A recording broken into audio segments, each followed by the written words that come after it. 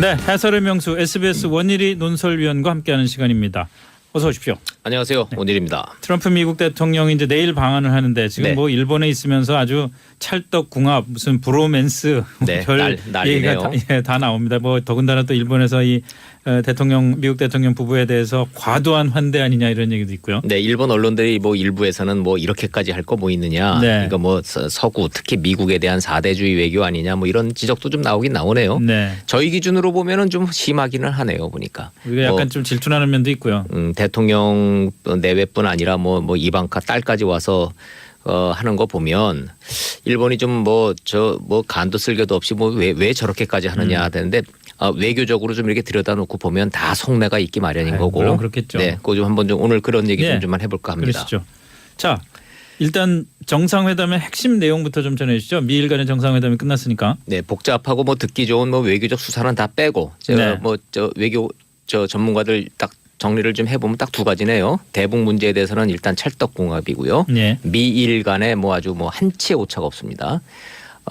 대북 전략적 인내는 끝났다. 트럼프는 이렇게 얘기를 했고요. 아베는 대화를 위한 대화 안 한다. 추가 압박 필요하다. 북한이 대화를 요구하는 상황을 만들어야 된다. 뭐 한 발 더 나가서 더 그러네요. 자, 대북 문제에 대해서는 이제 찰떡궁합, 뭐 도널드 신조 브로맨스라는 말이 나올 듯하고요.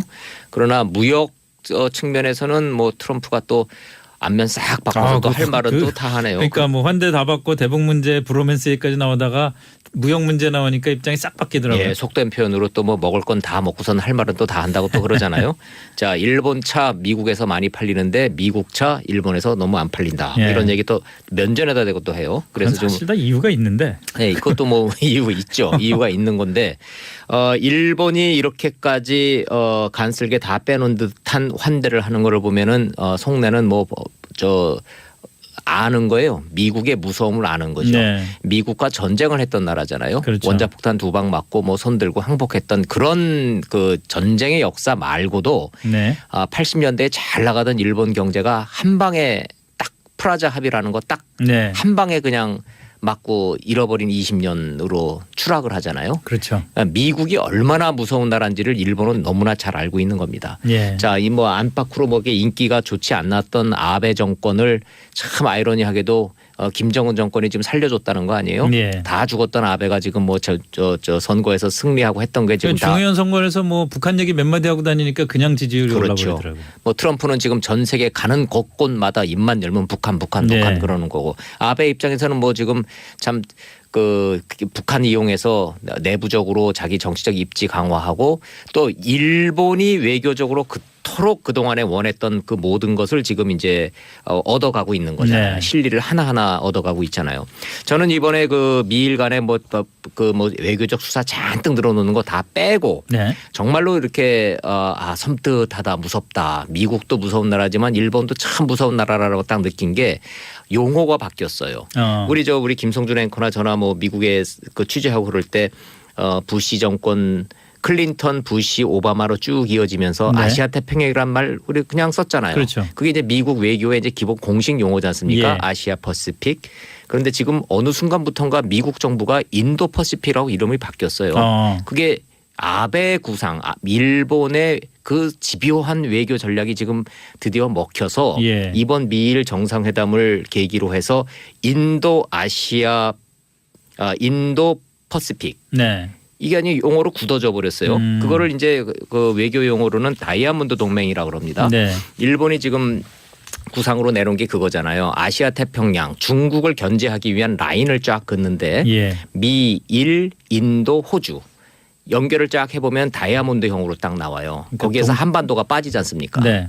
아시아 태평양, 아시아 퍼시픽 라인에서는 한반도가 미국, 중국과 러시아를 억제하는 그 라인의 최전방 지역이기 때문에 네. 일본 못지않게 한반도가 중요하고 한국이 중요한 전략적 위치를 차지한다. 이렇게 돼 있었는데 아베 구상에 의해서 다이아몬드 동맹 이른바 인도 퍼시픽이라는 용어가 그냥 공공연하게 지금 이번에 쓰이고 있는 거예요.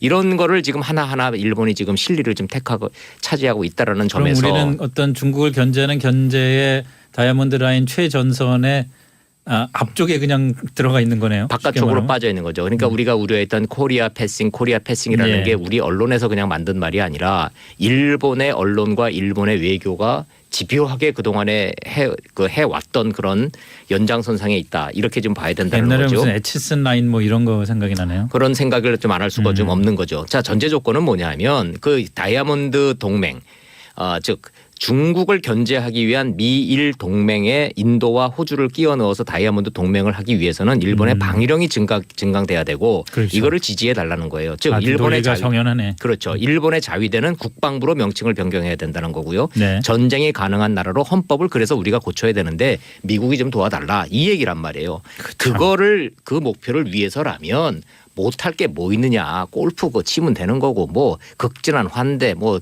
일가족 환대 그거 못할 거 없다. 그게 지금 이제 일본 외교의 속내고 속사정이기 때문에 그런 내용까지 다 듣고 보면 미일 정상회담을 지켜보는 입장에서는 씁쓸하기도 하고 겁도 나고 야 이거 우리도 이거 참 잘해야 된다 이런 생각도 들고 그러네요. 우리는 그런데 저렇게 환대를 할 수가 있나요? 해야죠. 우리도 지금 지금 청와대 오늘 공식 입장이 나왔지 않습니까? 예. 우리가 외국 손님을 환대하는 건 우리의 전통적인 관례이기 때문에 우리 국빈 방문을 앞서서 우리가 좀 환대를 해야 된다. 이미 청와대가 대통령이 나서 직접 이런 얘기하고 있는 거예요. 그 이유는 지금 광화문부터 시작해서 반미 전쟁 반대 집회부터 해서 트럼프 일정 쭉 그 동선을 따라서 지금 반미 집회가 예고가 돼 있기 예. 때문에 지금 청와대도 그런 걱정을 좀 하고 있는 겁니다. 그런데 뭐 반미 집회 못하게 해주고 맛있는 밥 주고 또 그 만찬 자리에서 음악도 좋은 거 틀어주고 이거뿐만이 중요한 게 아니라 아니죠. 사실은 정책적인 환대는 가능하냐 이거죠.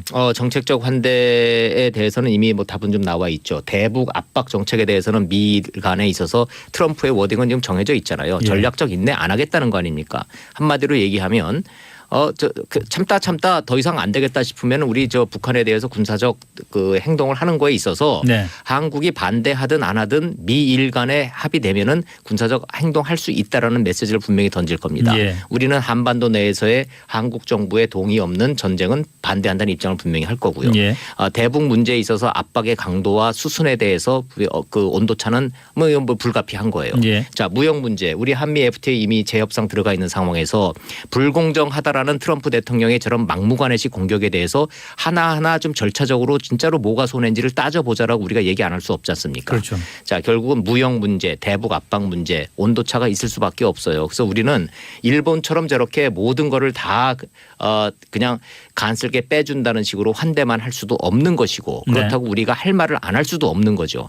다만 이제 외교 전문가들이 이런 걱정을 합니다. 우리가 지금 이미 트럼프 오기 전에 산불 정책을 딱 지금 그렇죠. 1,000명을 했죠. 1,000명을 좀 했잖아요. 1. 미국의 MD에 편입 안 한다. 예. 2. 사드 추가 배치 검토 안 한다. 3. 한미일 안보협력 군사동맹으로 발전하지 않겠다.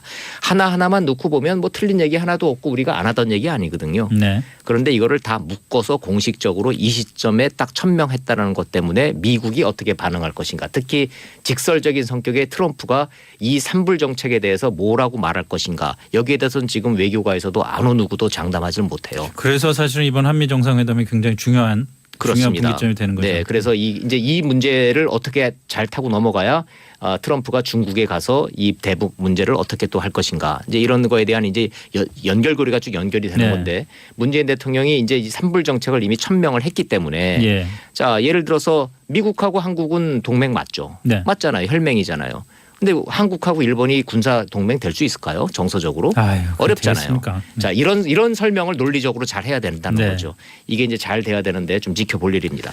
알겠습니다. 자, 그런데 뭐 트럼프 대통령 과거에 미국 대통령 오면은 그 주한미군 기지에서 자기도 하고 그랬는데 이번에는 숙소가 어디입니까? 뭐 지금 그 엠바고 걸려서 제가 말씀드릴 수는 없고요. 예, 예. 뭐 무슨 호텔이 되겠죠. 미국이 그게- 얼마나 이게 사절단이 크냐 하면요.